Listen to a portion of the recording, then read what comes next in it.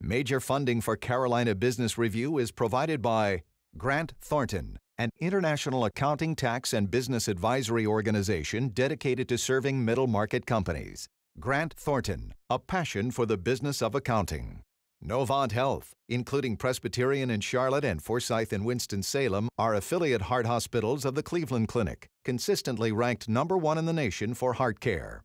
Blue Cross and Blue Shield of South Carolina, proudly serving South Carolinians since 1946. And by Sonoco, a global manufacturer of consumer and industrial packaging products and provider of packaging services with more than 300 operations in 35 countries. Well, no pun intended, but between the cost of fuel, personal and municipal balance sheets, weather anomalies like the very warm winter, the shifting sands underneath the travel business can even be harder to predict than they were before. Welcome again to the most widely watched source for Carolina business and public policy. I'm Chris William, and on this program, the experts around travel and tourism. Major funding also by the Duke Endowment, a private foundation in Charlotte enriching communities in the Carolinas through higher education, health care, rural churches, and children's services. And by Blue Cross and Blue Shield of North Carolina. Who's responsible for rising health care costs? Join Blue Cross and Blue Shield of North Carolina and many others in a candid discussion at letstalkcost.com.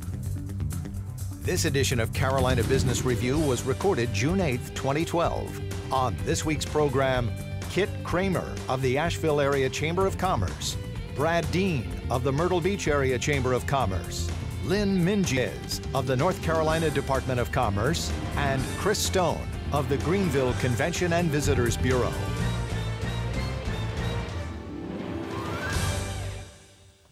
Hello, welcome to our program. Good to have you all here. This is exciting. You know, travel and tourism in the Carolinas, and Chris, welcome. Thank you. All of y'all have been on except Chris, and good to have you on the program.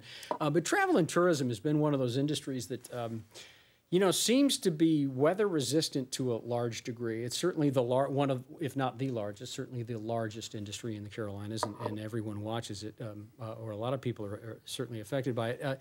Lynn, I'm going to start with you. The Federal Reserve comes out periodically with these beige book reports, and one of the specific line items in that report had to do with travel and tourism, and what the beige book said was, quote unquote, solid gains in travel and tourism. Is that a surprise to you?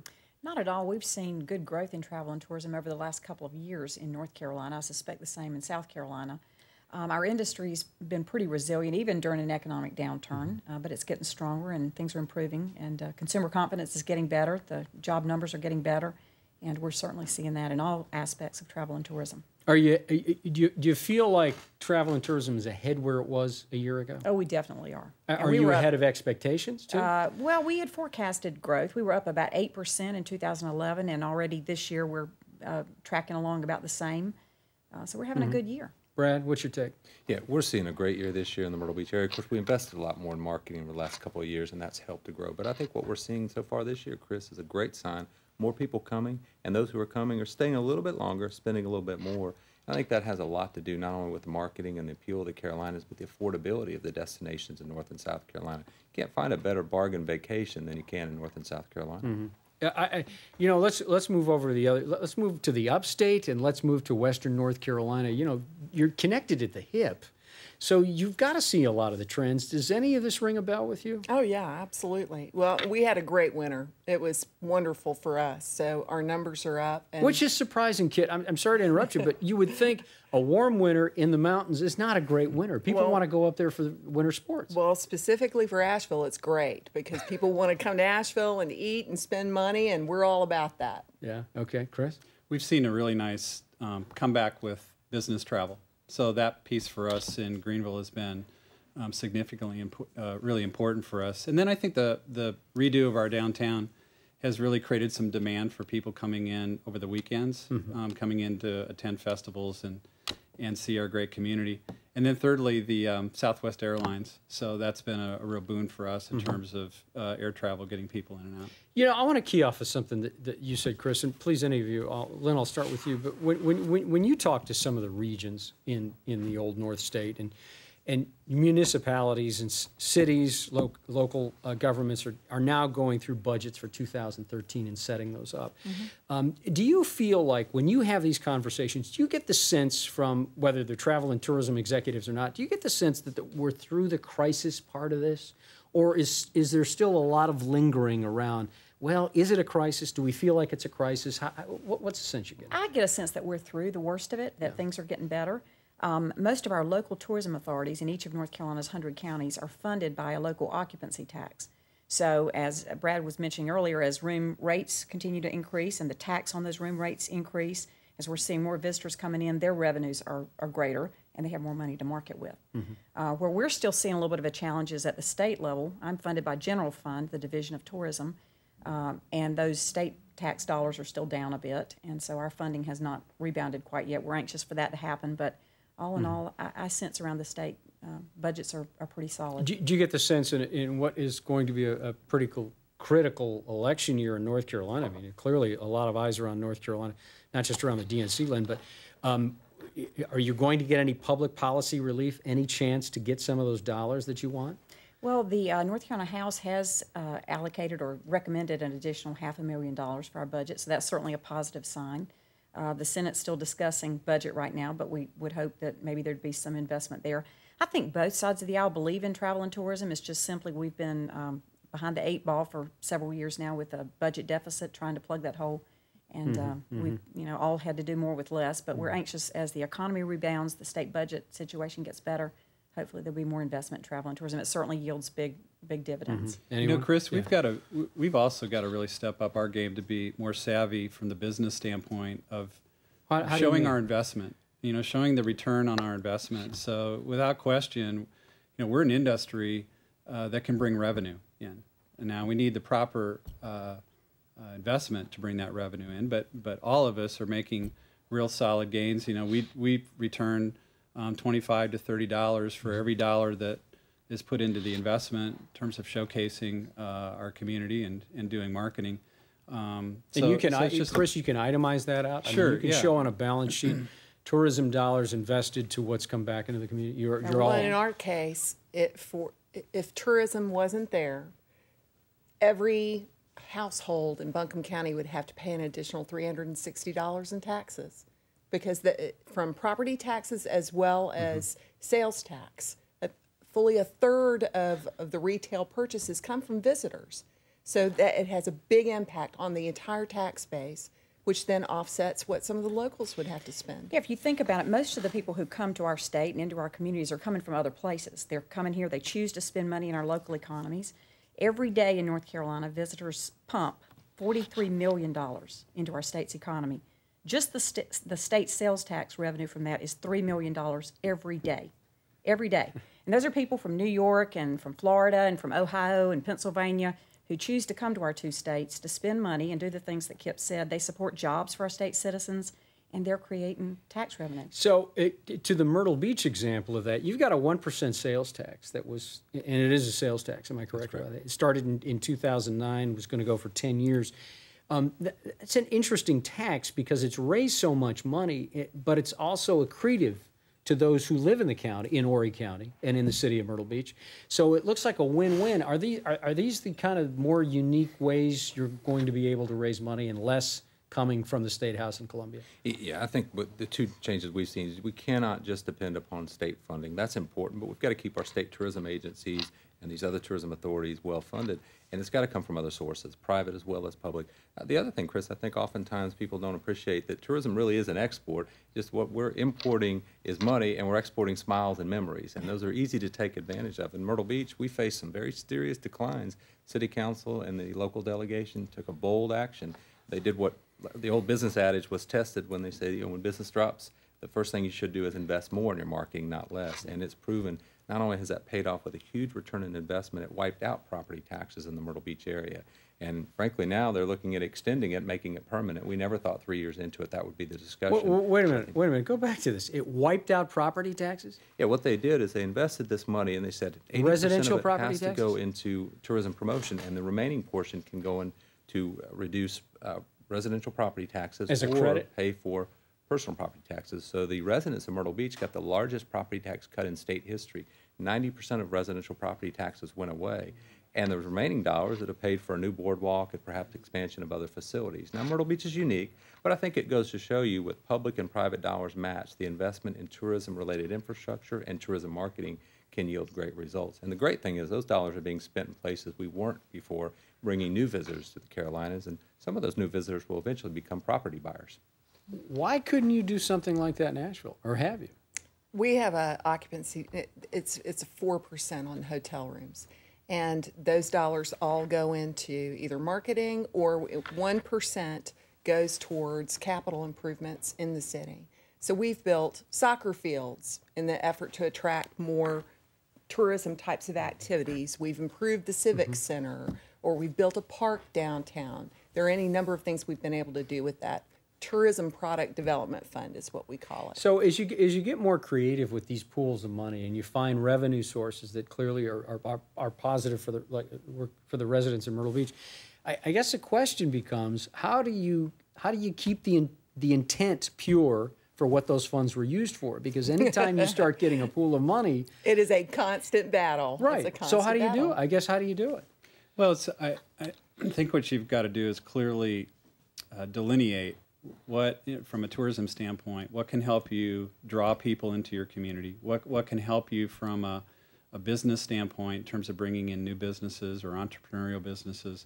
What are those kind of assets that you can create? And at the same time, you've got to have money for marketing. Right. So you've got to build product and make your place a great experience, as well as then having the kind of dollars to go tell your story. I know in Greenville's case, that's one of the things that we're dealing with. We've spent a lot of time and a lot of money, a lot of effort to creating a good experience in our community. But now what we've got to do is we've got to go tell our story, and we need the resources, appropriate resources to be able to do that. So I'm hoping Brad might adopt me. I mean, legally? In North Carolina last year, we collected $145 million in occupancy tax, bed tax, from those visitors who chose to come. And we have a rule of thumb in North Carolina that municipalities who collect that tax should invest 2/3 of that back into marketing and promotion and 1/3 into infrastructure and improvements.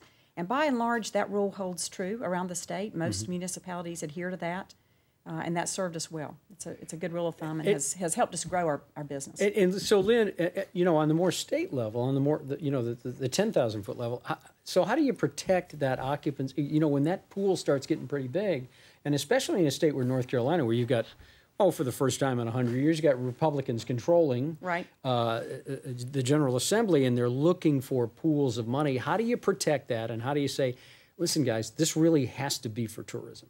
Well, those tax dollars are each created by separate bills, local occupancy tax bills, and they're very dedicated and specific about how those funds are allocated. So that's not a pot of money that legislators would go after, I don't think. Yeah. Our state money helps to leverage those dollars and pull them together so that we can make smart marketing investments. So, if we're doing our jobs right, we're using our $10 million at the state level to bring pools of money from partners all over the state to do more and bigger things.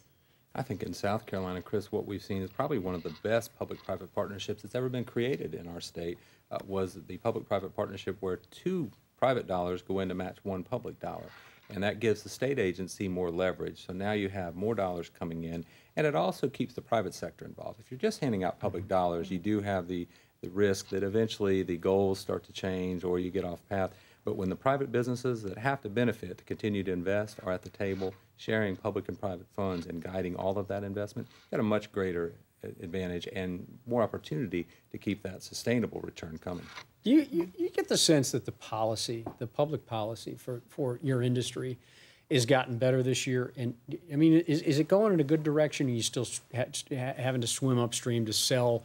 And I'm just talking about the State House or the General Assembly, but in general, just having to sell the breadth and the depth of how much tourism and travel and all things related. I think it's a constant job. Really? I mean, yeah, absolutely. Even in a place like Asheville, which has such a significant tourism Why do you component. think that is? Because people don't, there's a tendency not to remember that those dollars went into the Civic Center or went into building parks. And so it's incumbent upon us to continue to educate the public. Mm-hmm. We've had a tendency to kind of play whack-a-mole.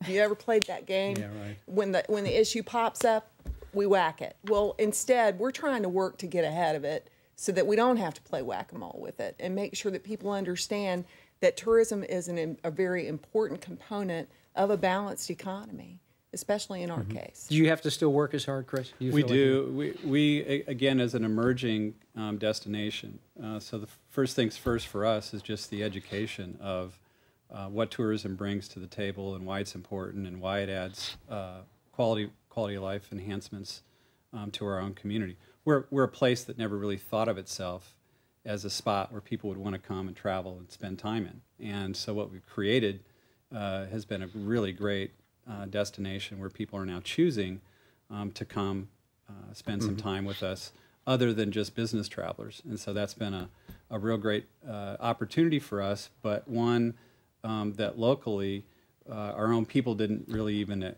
expect to be in. You know, I want to stay with Western North Carolina and upstate South Carolina for just a second, because that corridor has gotten a brand of, well, you know, and Asheville's always been like this, Kit, or at least for a long time, it's been, you know, just a different place. And you either like it or you don't like it. But a lot of people like it. They like the way it is. Yeah. And, you know, Greenville's gotten that way, you know, not just with the river walk and all the cool stuff that's going on, but I wonder if, and I'm kind of wondering out loud, and y'all probably going to roll your eyes about this, but it seems like a region or a state, Lynn, if you will, or the Grand Strand, I mean, once you get your brand right, it seems like it's a heck of a lot easier sell, and your numbers go up when you figure out who you are. Is that? Oh, I think so. And I think in the public relations aspect, while paid media is incredibly important, I also think the public relations aspect of things is also incredibly important. And we generated over $5 million through public relations activities last year if we had bought that kind of media. So when you have people saying good things about you, when you manage to get on those lists of best place to live, that type of thing, that is just really, it's golden. Really helps. Yeah. Clarity is so key on this issue, I think, these days. I mean, think about how we're just bombarded with messaging, and that will only continue to be even greater as we move forward. So the branding piece is just a real necessary and very critical part of our sales pitch that we do these days, and making sure that people understand who we are. Yeah, and I want to go to something in Myrtle Beach. You know, for a long time, people know what Myrtle Beach is. They know what the Grand Strand is. They know what to expect when they go down to Myrtle Beach. But you seem to have this other thing going on here, if you don't mind me bringing this up, and that is you've kind of connected real estate development or real estate investment now. How does that ring in travel and tourism, Brad? Sure. Well, we've got the brand in Myrtle Beach. Of course, it's beaches and it's golf courses and it's lots of fun. Right. But we recognize if we're going to invest this much in marketing, we don't want to leave anything behind. And perhaps we can also spur some real estate purchases, especially in an area where we have too much real estate and not enough buyers. So what we've done is to capitalize upon that, the investment in the Visit Myrtle Beach message with a follow-up message to say it's also a great place to live and work and invest. And what we're finding is that not only resonates with people who visit the area, but people who are looking for affordability, low cost of living, low tax rates.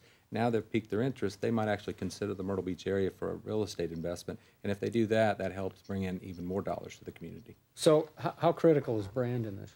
I think it's very critical. And to follow up with what Brad was saying, I think many people who visit our states come time after time after time. We get a huge number of repeat visitors, and I suspect that's true in Myrtle Beach. I know it is in Asheville. And those visitors have a great experience, and they then want to retire in those places. So we're seeing a great influx of people who are choosing second homes, retirement homes, and with that, many of them retiring early and moving their businesses. So I think there's a great correlation, and we're playing that up in a big way. Well, and that's the code we're trying to crack. What? Is to get people to think about coming before they retire. We're happy to have them as retirees, and we want them to buy homes and do all those good things. We want them to come when they and bring their companies or expand into the area and bring jobs. So we're trying to figure out how we can use, we've got this natural asset of all these well-heeled tourists who are coming to visit us, how we can reach them with that message that you were talking about, Brad, of do business here. You don't have to wait till you retire. You can do business here now and bring your jobs. Back to branding, we've long positioned North Carolina as this place to visit for rest and relaxation and natural scenic beauty, and it certainly is that. Our visitors do talk a lot about those attributes. But we've focused recently on those very unique things that you can only do and see in North Carolina to sort of differentiate North Carolina. We've come up with a list of 543 unique things that you can only do in this state. 543 because that's how many miles it is from end to end. So we're really focusing in on iconic things about North Carolina. For instance, I'm going to ask you the that. wild horses on the Outer Banks, or some of our native musicians who got their start here, and this place inspired them. To a phenomenon out in western North Carolina, Shadow of the Bear, when this bear is an illusion of light that's cast across the mountains only twice a year. If you want to see that, you can only see it in North Carolina. And we've had a lot of fun with that, and the digital world, digital media, allows us to tell, hundreds of stories like that.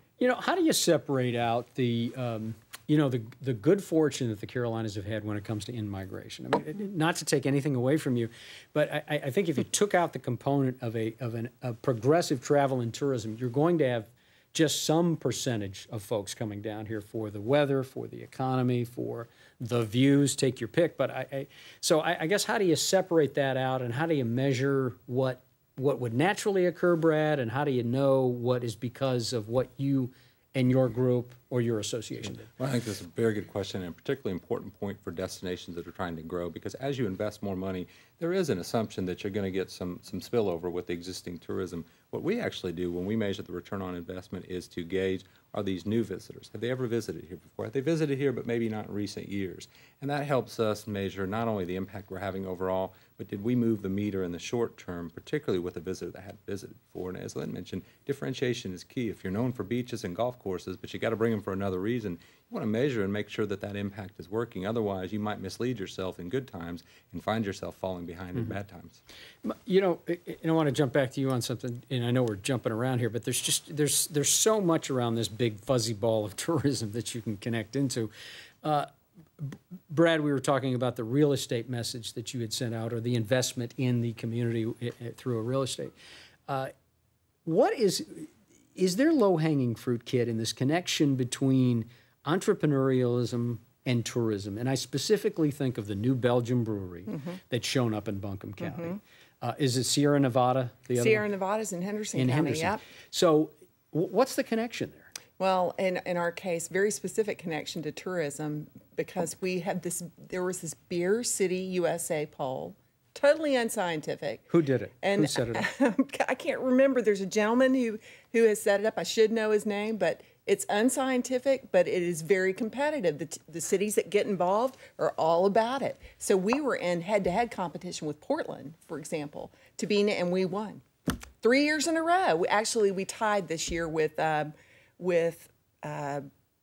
I can't remember. Anyway, I don't want to give them any advertising. Right. And I think that put us on the map with the beer companies. And so we were in the mix for them to look at in terms of locations where we might not have been. But that's an previously. economic development story, isn't it? That's not a tourism That is story. a tourism story, because that poll was generated specifically around tourism. We've ended up getting all kinds of media around that, around beer production and all the craft breweries we have. So it led to an economic development announcement.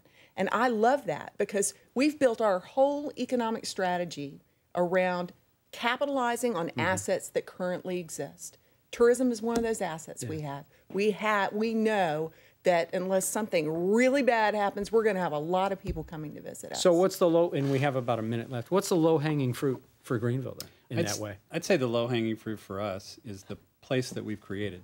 So we've created a place that what we find is that entrepreneurs like to come to places where they have a chance to interact with others like themselves, places that have a creative energy, places that have quality of life and outdoor assets, the hiking and the biking and the fishing and the great food, so on and so arts. forth. And so those, I think where tourism then, the intersection of that is creating a place that is for us and that is for entrepreneurs and people who like to to come and visit and travel. Yeah, well, we're out of time. And I'd like to ask where you all vacation, but I suspect you're not going to tell me if it's outside of the Carolinas. But it's good to have you all here. Always nice to have you both back on the program. Kit, nice to see you again. And Chris, welcome to this gang, and you're always welcome to come back. Hope you're well. Thank you. Until next week, I'm Chris William, and we certainly hope your summer's good for sure, and your business too. Good night. Major funding for Carolina Business Review was provided by the Duke Endowment, a private foundation in Charlotte enriching communities in the Carolinas through higher education, healthcare, rural churches, and children's services. Blue Cross and Blue Shield of North Carolina. Who's responsible for rising healthcare costs? Join Blue Cross and Blue Shield of North Carolina and many others in a candid discussion at letstalkcost.com. Grant Thornton, an international accounting, tax, and business advisory organization dedicated to serving middle-market companies. Grant Thornton, a passion for the business of accounting. Novant Health, including Presbyterian in Charlotte and Forsyth in Winston-Salem, are affiliate heart hospitals of the Cleveland Clinic, consistently ranked #1 in the nation for heart care. Blue Cross and Blue Shield of South Carolina, proudly serving South Carolinians since 1946. Sunoco, a global manufacturer of consumer and industrial packaging products and provider of packaging services with more than 300 operations in 35 countries. And by viewers like you. Thank you. Promotional consideration provided by Business North Carolina Magazine. For more information, visit carolinabusinessreview.com.